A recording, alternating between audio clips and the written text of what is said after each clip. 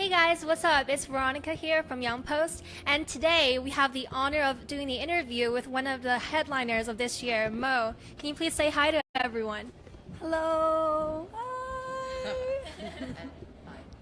Hi. So I'm Kat, and I'm going to be following up Veronica's questions.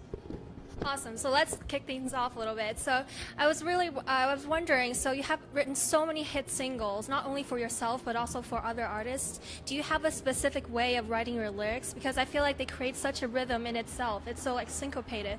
So can you please tell us more about the process? I think always when I write songs, I think the most important thing for me is to write about something that's like close to my heart, like something that I can feel. I'm very bad at writing lyrics if I don't feel whatever it's about, if I don't feel, the concept. So for me, it's all about really putting yourself into it, and I think that's the best way to start, at least. Yeah, definitely. Cool. So I feel like a lot of the mainstream commercial artists, they try to remain a squeaky clean image, but you're doing the exact opposite. Can you please tell us like why you're being like so authentic and so awesome? Thank you. I think, honestly, I would just be really bad at being squeaky and clean, like, because I'm not, like, as a person, and I've never been. So I think I'm just, again, like, as I just said with the lyrics and stuff, I think the only way I can do this is if I am being myself and just doing it the way that feels right. Because I'm a terrible actor. So, yeah. So you got your first top 40 single on the UK charts last year with Final Song. So yeah, so do you ever have this inkling of whether a song that you've written is going to be a hit single or not? I mean, not really, to be honest. Because I remember with Final Song that was like, wow, this feels like a very strong song. But again, seriously, you never know. And with Lean On, I didn't expect anything like. I loved it. I loved it so much. But I've loved other songs that didn't become a hit, so it's like you never know. Yeah. Cool.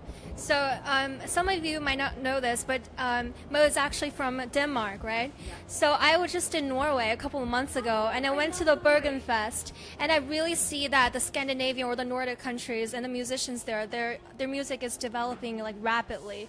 Yeah. So why do you think? What's the most special thing about like the music there from the Nordic countries in general that you think it separates itself from like I agree with you, like so much is happening and there's so much good stuff coming out of Scandinavia at the moment, but it's hard for me to point the finger on what it is, to be honest. So yeah, so I'm gonna be it's a boring answer I have for you.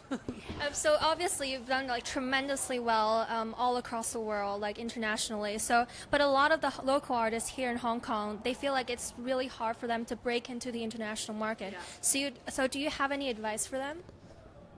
Oh yeah, no, I know it can be so hard. Like there's so many people. Like, but at least a good thing is that nowadays, everybody can get Logic or Pro Tool and they can start working on something. That's a good thing, I guess.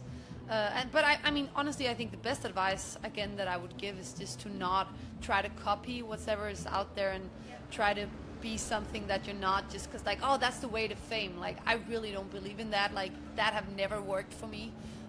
I'm sure it has worked for someone, but I don't think it's a good way to go. Like, so just believe in your own vision, like, and your own creativity, and just see where it takes you, and work hard, like work really hard and be nice to people. Okay, thank you so much. And now I'm gonna head it over to my lovely friend over here, Kat.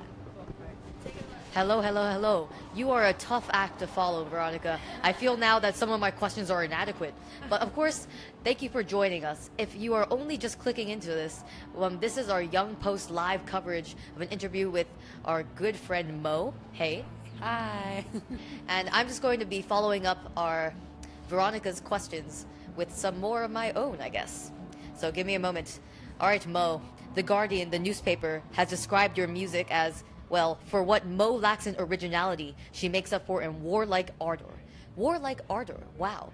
Warlike ardor? What is that? Oh, warlike energy. Yes. Yeah. Okay, gotcha. Okay. Cool. Oh yeah. Sorry, awesome. my pronunciation was off. No. Do you agree with this assessment that there jump track a little bit? I'm very curious about the start of your career. Yeah. This is a burning question for anyone in Hong Kong who's liked music before. I guess, was your family supportive of your music career? Because in Hong Kong, the very stereotypical angry, strict Asian parent. It's always like, "What are you doing?" Yeah. Yeah. So just tell us about yourself.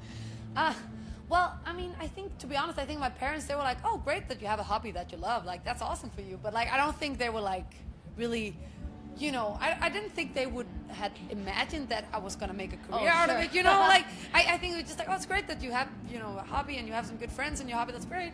And then, you know, when you know, in Denmark, when they started playing my music on the radio, like, oh, wait, what?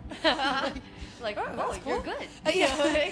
So I mean, so I guess they've always just been very supportive in like whatever makes you happy. That's the most important thing, because we all know if you like, I mean, if you go out and do something that you're not happy about, then you're not gonna do a good job and you're not gonna be happy. Like, that's exactly it. So any Hong Kong parents watching this, just let your kids be happy, because if they don't, if they're not happy, exactly like Mo. Take Mo as the shining example. She did what she's happy at. Look at where she got. She's famous worldwide.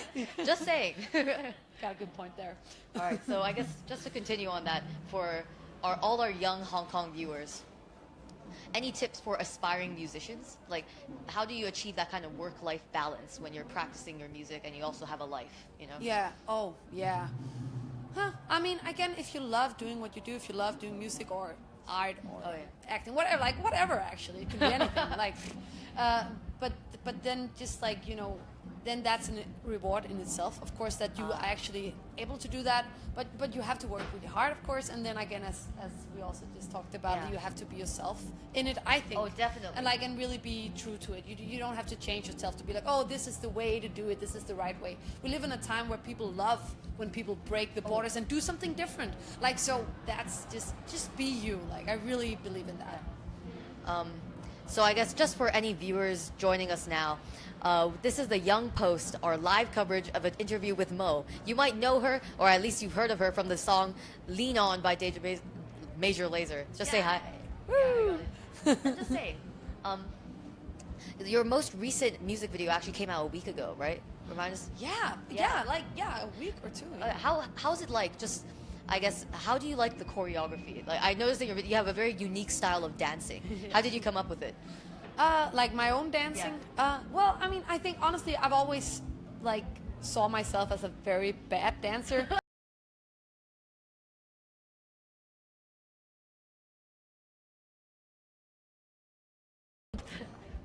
Oh, that's so great. So yeah, but I have an off day tomorrow, so I'm gonna experience the city tomorrow. Oh, for sure. That's gonna be nice.